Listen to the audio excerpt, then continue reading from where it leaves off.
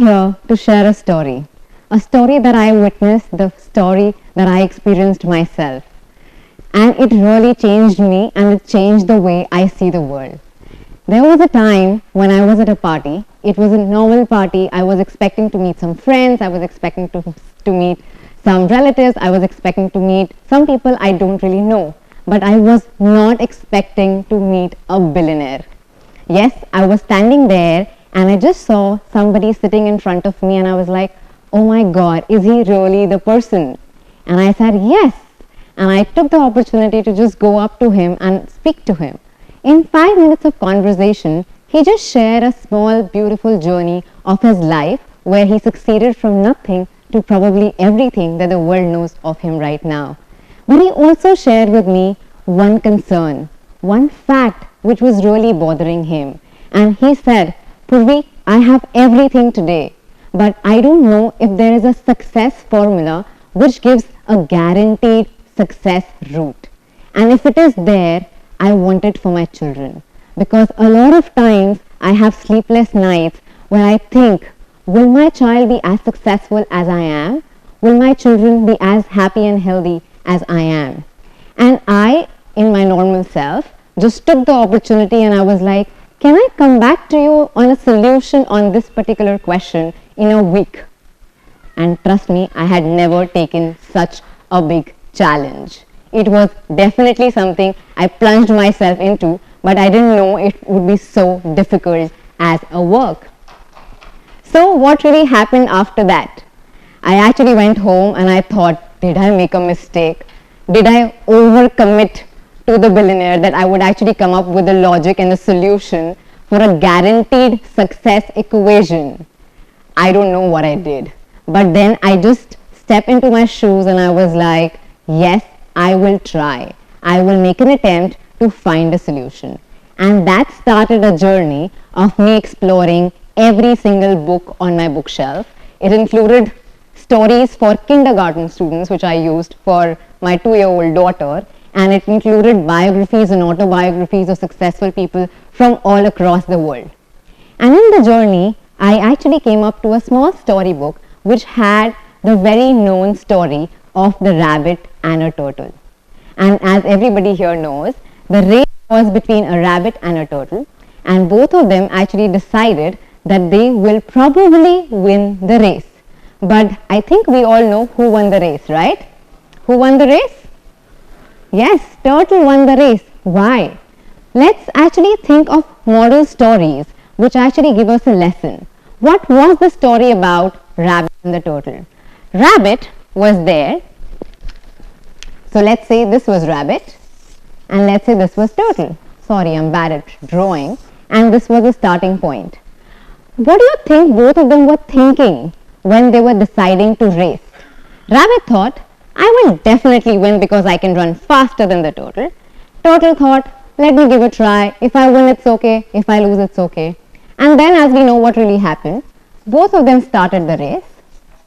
In between the race, rabbit sat and slept. He said, let me take a short nap. He took a short nap, and in that time, turtle went and won the race.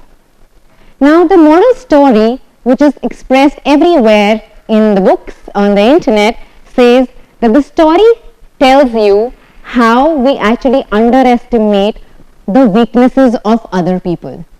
But because I was exploring the solution for this billionaire, I thought, let me try and find another story in this particular story.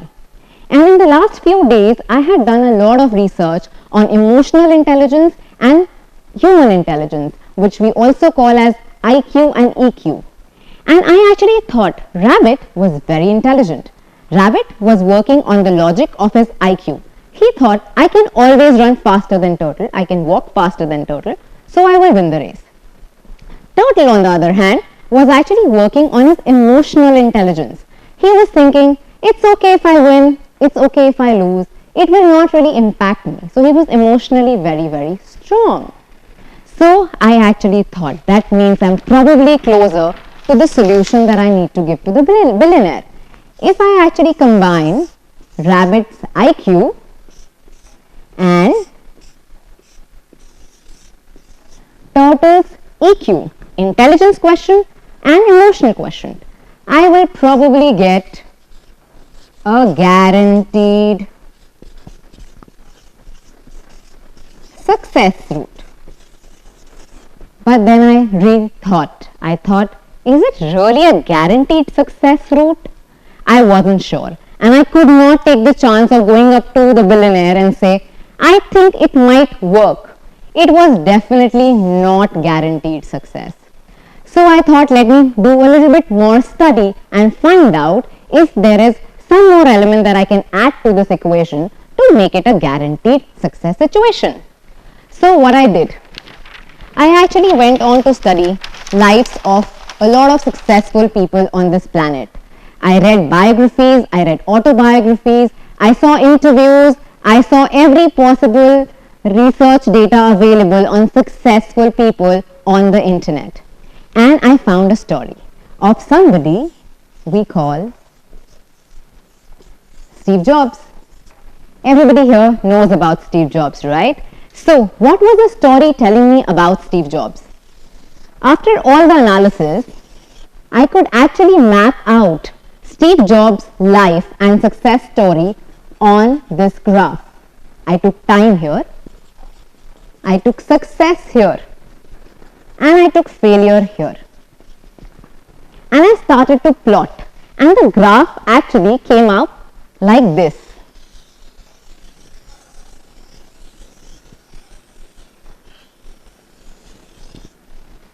Now, what is it?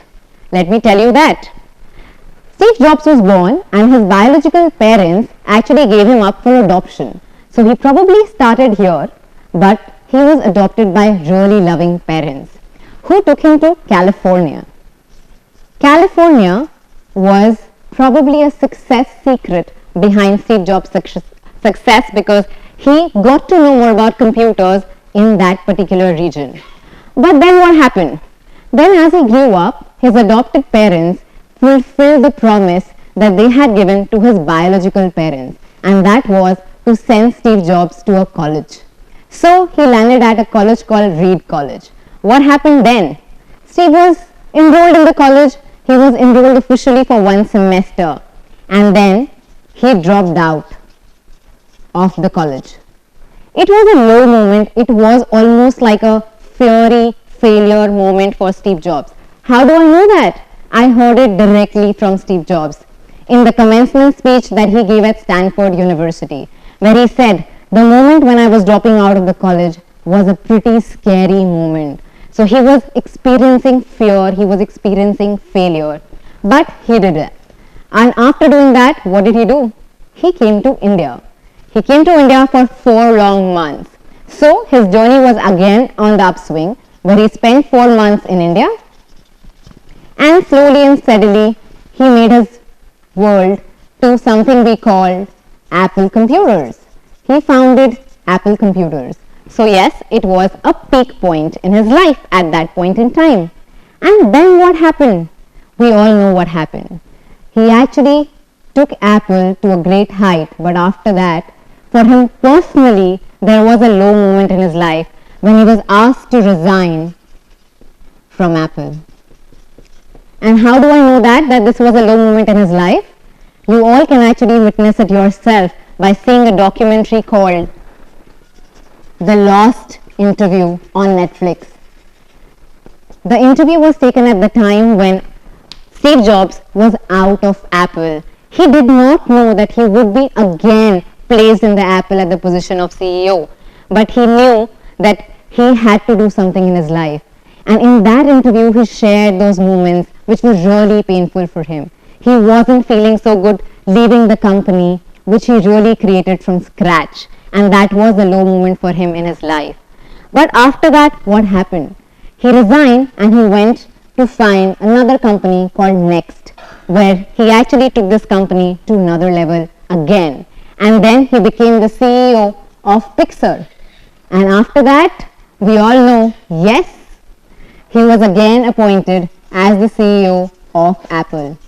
He came back to Apple. And then, you know what was the situation at Apple at that point in time? Apple was in losses. Apple was really going through a lot of problems. Probably that was the reason why he was actually brought back in Apple. So he witnessed the low point of Apple, but then he bounced back again and we got the Apple that we know of now. Yes, the Apple, the company which gave us our favorites, iPads and iMacs and iMac Pros and iPhone, of course. So this journey was the graph of success of Steve Jobs. So I thought I have actually found out some more logic in the equation of guaranteed success. So here I tried to define what was the IQ and EQ of Steve Jobs at any point in time.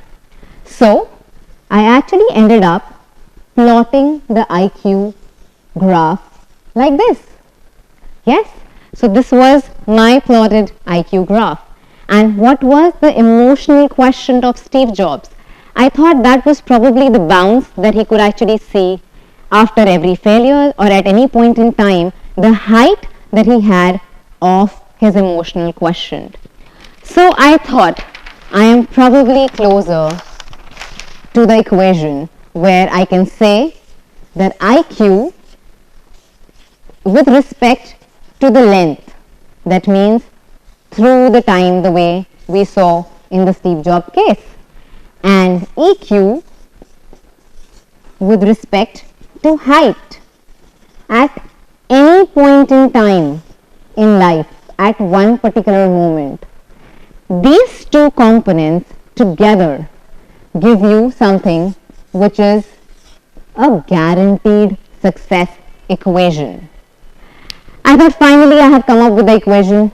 Now let me see if at all the story would actually hold true for other successful cases. And I started reading autobiographies and biographies of more people. And I came to the biography and details of people like Thomas Edison, Amitabh Bachchan and many more. And I remember the quote which Amitabh Bachchan had actually given once. He said, "Failure is precursor to success." And I was like, wow, that really makes sense. Then I found a quote given by Thomas Edison, whereby he said that, "Give me a successful man and I will show you a failure behind him."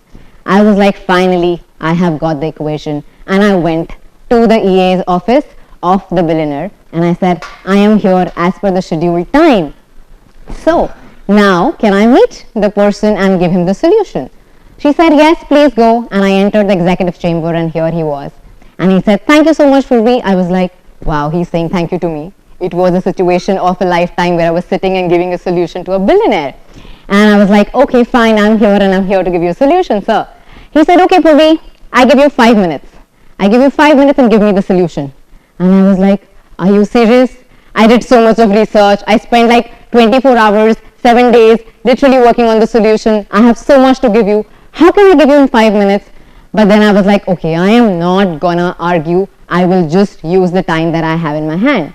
And you know what he did? He had an hourglass like that on his table. He kept it on the table and he said, Purvi, your time starts now. I was like, okay, less than 5 minutes, let's start. I said, okay, now think, this is the hourglass that you've given me. Think that your child is actually sitting here at the bottom portion inside the hourglass. Now if he's sitting here, think these sand granules coming to him, which are opportunities and challenges, which time will continue to give him ever. Now if your child picks up those granules and experience the learning, and then experience would change it into the magic called EQ, which is emotional quotient, and then he would form slowly and gradually a bed of EQ below him. So now if he is going and jumping on the opportunities or challenges, he is learning from it. Even if at all he is failing, he will fail, but he will fall on this bed, the sand bed which is being created for him. And that means if he fails, he will not cry, he will not get hurt, but he will bounce back. He will bounce back from every success, he will bounce back from every failure. He will not sit on his laurels and he would just be there to win in his life. So what you really need to do is ensure that the continuous opportunities and challenges keep coming to him as the sand is really flowing. And he continues to create this emotional bed for him with the sand granules and he can jump on it. He suddenly said, Purvi, if he jumps on it sitting inside, he would bump his head with the glass. And I said, don't worry, this is just a timepiece. In real life, your child would have a much bigger timepiece. So he can actually jump on it as many times as he wants, as high as he wants. And if he'll jump, he'll bounce back. He'll bounce back from success, so he will not sit on his laurels. He will bounce back from failures, so he will not have a setback from his failures.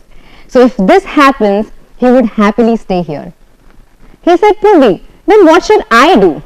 I said, just be here like these supports. Be the pillar. Be the pillar so that you're not interfering with his IQ. You're not interfering with his EQ. You're just there giving him support from the outside. And please avoid the temptation of doing this. Please have more IQ, please. No, just let the time give him IQ. Let him experience the knowledge, the opportunities and challenge, and convert it into EQ, an emotional question bed, and sit there, jump there, enjoy the life.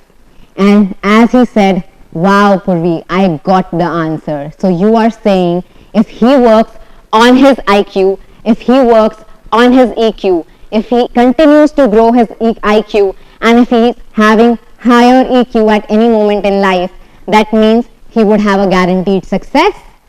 I said, wow, yes, this was the equation and you got it. I am so happy. He said, yes, Purvi, I got it. And I'm thankful for you to actually get that time to come to me and give me the solution. Trust me, I really breathed heavily because I was like, finally, I did what I promised. And I urge everybody here, every single parent, to possibly try and experience this equation once in a lifetime and see how magically it will give you a guaranteed success equation for your child. Thank you so much.